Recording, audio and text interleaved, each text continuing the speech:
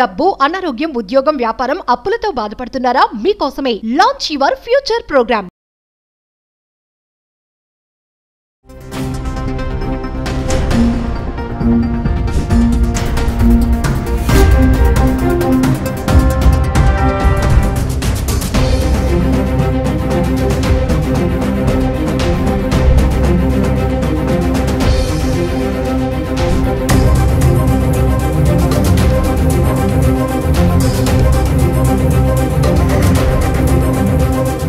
నమస్తే, welcome back to Suman TV. నమస్తే రజనమ్మ గారు. నమస్తే నవీన మేడం, మనము అహ్మదాబాద్ ప్లేన్ క్రాష్ గురించి మాట్లాడుకున్నాం కదా. కొంతమంది ప్రాణాలు కోల్పోయారు. వాళ్ళ ఏంటి బ్యాక్గ్రౌండ్ ఏంటి, ఎలా ప్రయాణం చేస్తుండే, ఎన్నో ఆశలతో బాధ్యతలను మాట్లాడుకున్నాం. అందులో ఒక్కరు బ్రతికారని చెప్పాం, మృత్యుం చేయడం చెప్పేసి. మరి ఈ రోజు ఏంటంటే ప్రీవియస్ కూడా గతం అంటే ఒక 20-30 సంవత్సరాల క్రితమే కొన్ని సంఘటనలు జరిగాయి. అందులో కూడా కొంతమంది అదృష్టవంతులు ఉన్నారు, ఒక్కలే బ్రతికిన వాళ్ళు ఉన్నారు, ఫ్యామిలీ మొత్తం కోల్పోయి. సో కొన్ని ఆర్టికల్స్ లో వాళ్ళ గురించి రాశారు. మనం ఒక్కసారి వాళ్ళని జ్ఞాపకం చేసుకుందాం మేడం. ఈరోజు వీళ్ళు అదృష్టవంతులు అంటున్నారు. చూడండి, ఇందులో కొంతమంది గురించి ఏంటంటే 17 years అప్పుడంట జులియన్ కొయాప్కే. నెక్స్ట్ చూడండి 14 సంవత్సరాల్లో బహియా బకారి. నెక్స్ట్ ఇక్కడ వస్తే వెస్నా పులోవిక్, సెసిలియా సిచాన్. వీళ్ళు నలుగురు కూడా ఇలాంటి విమాన దుర్ఘటనలోనే బయటపడ్డారు. ఎంత విచిత్రంగా అంటే ఒకసారి వీళ్ళని మనం గుర్తు చేసుకుంటాం. ఇది 50 సంవత్సరాల క్రితం జరిగింది అనుకుంటా. ఇది 1971. ఈవిడ పాపం అదే చదువుకుంటుంది. పెరూ నుంచి లిమా అనే ఏరియాలో ఆవిడ ఎడ్యుకేషన్ అనమాట. యాక్చువల్గా ఆవిడ జర్మనీకి చెందిన ఆవిడ. అయితే ఆవిడ ఎడ్యుకేషన్ కంప్లీట్ చేసుకుని గ్రాడ్యుయేషన్ అవి ఉంటాయి కదా, వాళ్ళ కాన్వకేషన్స్ అవన్నీ కంప్లీట్ చేసుకుని తిరిగి మళ్ళీ పెరూకి వెళ్తున్న సందర్భంగా ఒక పిడుగుపాటు పడి విమానం కూలిపోయింది. అప్పుడు ఈవిడితో పాటు 14 మంది అందరూ కలిసి అమెజాన్ అనేటువంటి పెద్ద పేరు పొందిన అడవులు అందులో పడిపోతే ఆ 14 మంది కూడా చనిపోయారు. ఆ చనిపోతే ఈవిడ ఒక్కావిడే బ్రతికిందట. ఎలా అంటే ఈవిడ ధైర్యం చేసి కొంచెం నడుచుకుంటూ ఎక్కడ కొంచెం దూరం వెళ్ళేటప్పటికి అక్కడ వర్కర్స్ ఎక్కడో దొరుకుతారు కదా అడవుల్లో, వాళ్ళ ద్వారా తను బయటకు వచ్చిందంట. ఈవిడ పేరు మీద బుక్స్, మూవీస్ కూడా తీసిన పుస్తకాలు, సినిమాలు. ఇప్పుడు ఆవిడ జరిగిపోయిన విషయాలన్నిటినీ కూడా రీకలెక్ట్ చేసుకుంటుంది. అంటే ఆవిడకి ఇప్పటికి కూడా గూస్ బంప్స్ వస్తూ ఉండొచ్చు, మర్చిపోలేరు. అంతమందిలో ఆ మిగిలిన 14 మంది బతికినా కూడా వాళ్ళు గుర్తించటం లేట్ అయిపోయి వాళ్ళు చనిపోయారట. వాళ్ళు 3000 మీటర్ల ఎత్తు నుంచి పడిందంట. 3000 మీటర్ల ఎత్తు అంటే ఇంకా మరి ఎక్కడి నుంచి ఎక్కడ పడితేనే కాళ్ళు చేతులు మడత పడిపోతాయి కదా. మరి ఆవిడ చాలా అంటే చాలా అదృష్టవంతురాలని చెప్పుకోవచ్చు. అలాగే మరి ఈవిడ 2003లో బహియా బకారి. మరి ఈవిడ కూడా అంతే. ఎంతమంది 151 మంది ప్రయాణికులు ఉంటే అందులో 13 గంటల పాటు తేలుతున్న శవాల మీదే ఉందట ఆవిడ. ఒక్కావిడే బయటకు వచ్చి ఆవిడే ఎవరో అక్కడ పడవలో వెళ్తున్న వాళ్ళు చూసి రక్షించారట. ఆవిడ అప్పుడు కూడా చిన్న పాప.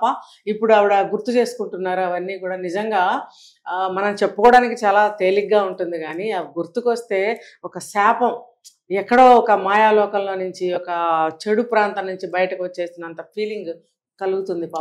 పడవలో వెళ్తున్న వాళ్ళు ఎవరో ఆమెను చూసి రక్షించారట. అప్పటికే పాపం చాలా గాయాలయ్యాయి, కాలర్ బోన్ విరిగిపోయింది. ఇప్పుడు ఇక్కడ ఈవిడికి కూడా కాలర్ బోన్ అది విరిగిపోయింది. తర్వాత మళ్ళీ ఫ్రాక్చర్లు అయ్యి అంతా ఆపరేషన్స్ ఏవో చేసుంటారు. ఇప్పుడు తినకు కూడా అలాగే జరిగింది. తర్వాత ఇప్పుడు ఇక్కడ ఈవిడ 1972లో 1972లో జరిగింది. వెస్నా పులోవిక్ ఈవిడ జెట్ విమానం 367 చెకోస్లోవేకియా పర్వతాల మధ్య కూలిపోయిందంట. ఈ లోపల బాంబు పెట్టారట, జెట్ లోపల బాంబు పెట్టారని అనుమానించారంట, కానీ నిరూపణ లేదు. ఇందులో 27 మంది ప్రయాణికులు తర్వాత సిబ్బంది ప్రాణాలు కోల్పోయారు. అంటే కొంతమంది ఎవరో బ్రతికారు, అందులో ఈవిడ కూడా ఒక ఆవిడ చిన్న పాప. చూడండి, ఒక 20 years ఎంత ఉన్నట్టున్నాయి ఈవిడికి, తను కూడా. అలాగే ఇక్కడ చూసారంటే 1987లో జరిగింది. ఇది సెసిలియా సిచాన్ అట. ఈవిడ కూడా నార్త్ వెస్ట్ ఎయిర్లైన్స్ 255 కూలిపోయిందట. దాని నుంచి బయటపడింది ఈవిడ. అప్పుడు 4 ఏళ్ల వయసు అంట. చూడండి, ఆ చిన్న వయసులో పాపకి ఏమీ తెలియదు. ఆవిడ కుటుంబ సభ్యులు కూడా తల్లిదండ్రులు, అన్నయ్యలతో పాటు 156 మంది ప్రాణాలు కోల్పోయారు. ఒక్కావిడ మిగిలింది. పాపం ఆవిడ అనాథలాగా బ్రతుకుతుంది. ఎవరు పెంచారో ఎవరు పెద్ద చేశారో తెలియదు. అంటే ఎప్పటి నుంచి చూసుకున్నా కూడా ఈ విమాన ప్రమాదాలు అనేవి జరుగుతూనే ఉన్నాయి. ఎంతమందో అనాథలు అయిపోయారు. వీళ్ళందరూ కూడా మేడం అంటే మనం అదృష్టవంతులని అనుకోవచ్చు కదా. అదృష్టవంతులే, కానీ కుటుంబ సభ్యుల్ని కోల్పోయారు. కుటుంబ సభ్యుల్ని కోల్పోయి ఒంటరి జీవితాలు, అనాథ జీవితాలు, ఎవరి పంచనో వెళ్ళి ఎవరి దయాధర్మాల మీద ఆధారపడి చదువుకుని పెద్దవాళ్ళు అయ్యి ఇంకా నయమని చెప్పుకోవాలి వీళ్ళు ఆ కంట్రీస్లో. వాళ్ళు మనకి ఇక్కడ ఎంతమంది సహాయం చేస్తారు, ఎంతమంది ఆదుకుంటారు, నేనున్నానని చెప్పి పెంచి ఇంత వాళ్ళని చేసి ఇప్పుడు ఈవిడ పిహెచ్డీలు ఇవన్నీ చేశారంట ఇందులో కూడా. మరి ఆవిడ ఆ స్థాయికి ఎలా వచ్చారు? అలా చూసుకుంటే వీళ్ళు చాలా స్ట్రాంగ్ మైండ్ అని చెప్పుకోవచ్చు. ఒంటరి పోరాటం చేసి కూడా సక్సెస్ అయిన వాళ్ళల్లో వీళ్ళు మెంబర్స్ అని చెప్పుకోవచ్చు. అంటే మేడం, అంటే ఇలాంటి సంఘటనలు జరిగినప్పుడు మెంటల్లీ చాలా వాళ్ళు డిస్టర్బ్ అవుతారు కదా. ఇంకా చిన్న వయసు పిల్లలు అంటే వీళ్ళు కోలుకోవడానికి ఇంకా సమయం పడుతుంది. వాళ్ళు భయపడితే వాళ్ళు బ్రెయిన్ అప్సెట్ అవ్వచ్చు, ఒక్కొక్కళ్ళకి కాళ్ళు చేతులు బిగుసుకుపోవచ్చు, అవి ఎప్పటికీ కూడా ఇదవ్వకపోవచ్చు, నరాలు ఇదైపోయి అలా రకరకాల హెల్త్ ప్రాబ్లమ్స్ వస్తాయి. ఇప్పుడు ఇక్కడ కూడా ఈ అమ్మాయికి చూసామంటే వెస్నా పులోవిక్ అనే అమ్మాయి ఎముకలు, వెన్ను, కాళ్ళు, కటి భాగాలు విరిగాయంట. ఏమంటే విమాన తోక భాగంలో ఒక ఫుడ్ కార్ట్ పక్కన ఇరుక్కుపోయింది. మంచుతో కప్పి ఉన్న అడవిలో పడిపోతున్నప్పుడు అరుపులు విని రక్షించారంట. ఈమెకి ఎముకలు, వెన్ను, కాళ్ళు, కటి భాగాలు విరిగిపోయాయంట. అయినా బ్రతికి గిన్నెస్ రికార్డులకి ఎక్కిందంట. అంటే వీళ్ళందరూ కూడా మనకి రోల్ మోడల్స్ గా కూడా తీసుకోవచ్చు. అంటే ధైర్యంగా నిలబడి ఒంటరి పోరాటం చేసి ఒక స్థాయికి వచ్చిన వాళ్ళని కూడా చెప్పుకోవచ్చు. అంటే ఇలాంటి ప్రమాదాలు జరిగినప్పుడు మేడం ఏంటంటే గుర్తుండిపోతాయి. అంటే చాలా లాగా ఉంటుంది కదా. మనం అనుకున్నాం నిన్న అహ్మదాబాద్ దాంట్లో కూడా ఎవరైతే రమేష్ విశ్వాస్ కుమార్ ఉన్నాడో నిజంగా డేర్ అనే అని చెప్పుకోవాలి. ఒక్కొక్కరు అలాంటి ప్రమాదం నుంచి బయటపడినప్పుడు భయపడిపోయి మెంటల్లీ డిస్టర్బ్ అయిపోయి ఉంటారు. అతను చూడండి చక్కగా నడుచుకుంటూ అంటే చెప్తున్నాడు జరిగింది ఏంటనేది కూడా చెప్పి అంత కాన్షియస్ లో ఉన్నాడంటే ధైర్యశీలి అనుకోవచ్చు కదా. అనుకోవచ్చు. ఈ సందర్భంగా మనం ఇంకొక మెసేజ్ కూడా ఇద్దాం పబ్లిక్. ఏంటంటే మనిషికి ధైర్య సాహసాలతో కూడినటువంటి సాహసాలు ఎప్పుడు చేస్తూ ఉండాలి.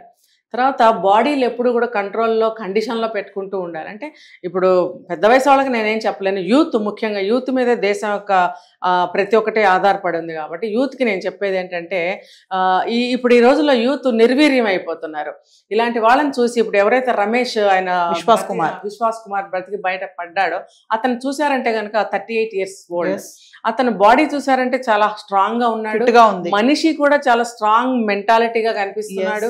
ఆ బాడీని చూసి చెప్పొచ్చు అంత దెబ్బలు తగిలితే ఒంటరిగా ఉండి నానే వాళ్ళు ఎవరు లేదు. తర్వాత అతను అక్కడ బ్రిటిష్ సిటిజన్, అతను ఇక్కడ మేబీ చుట్టాలు కూడా ఎవరున్నారేమో మనకు తెలియదు. ఒంటరిగా హాస్పిటల్లో ఉండి కూడా అతను ధైర్యంగా ఫేస్ చూసినట్టయితే మనకి అక్కడ డీలా పడినట్టుగా కానీ భయపడి అంటే ఉంటుంది ఇంటర్నల్ గా, కాదని నేను అనటం లేదు, కానీ పైకి మాత్రం బెంబేలు ఎత్తిపోకుండా చాలా ధైర్యంగా ఉన్నాడు. అంటే యూత్ కి ఎప్పుడు కూడా ధైర్య సాహసాలతో కూడినటువంటి పనులు ఎప్పుడు చేస్తూ ఉండాలి. అడ్వెంచర్స్ అంటే ట్రెక్కింగ్కి వెళ్ళి కాళ్ళు ఎరగొట్టుకుని కింద పడిపోయి, జలపాతాలు వాటర్ ఫాల్స్ దగ్గరికి వెళ్ళి అక్కడికి వెళ్ళి ఫోటోలు తీసుకుని జారి పడిపోయి చచ్చిపోయి ఇవి చేయమని నేను అనటం లేదు.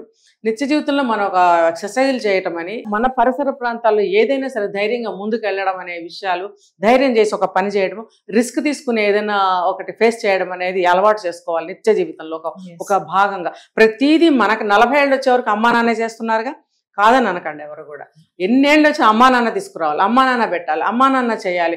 ఈవెన్ లేచి గ్లాస్ వాటర్ తీసుకోవడము, ఒక పెన్ను తీసుకోవడం కూడా చేయలేని అంత సోమర్తనం అనాలా లేకపోతే ఏమనాలో నాకు అర్థం కావట్లా ఆ స్థితిలో ఉన్నారు. కానీ ఇప్పుడు ఇవన్నీ చూసిన మీదట రోజుకు ఒక కొత్త పాట నవీన మనకి. అంటే వీళ్ళందరినీ జ్ఞాపకం చేసుకుంటారు. నిజంగా చిన్న వయసులో జరిగిన సంఘటన ఇది. వాళ్ళు దాన్ని అక్కడతో స్టాప్ చేయకుండా ఆ ఏజ్ లో జరిగిన దాన్ని మెంటల్ గా ఎక్కడ ధైర్య సాహసాలు అంతే వాళ్ళంతా ఈ ఏజ్ వరకు.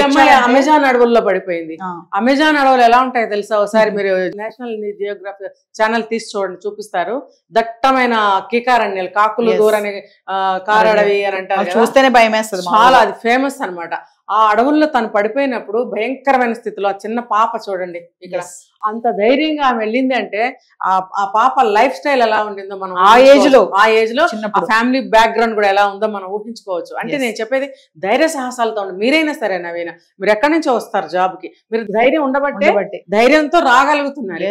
ఆ ధైర్యం అనేది ఎప్పుడు వీడిపోకుండా ఉంటే, ఇప్పుడు చూడండి ఈమెతో వెళ్ళిన వాళ్ళు 14 మంది చనిపోయారు. ఎందుకు?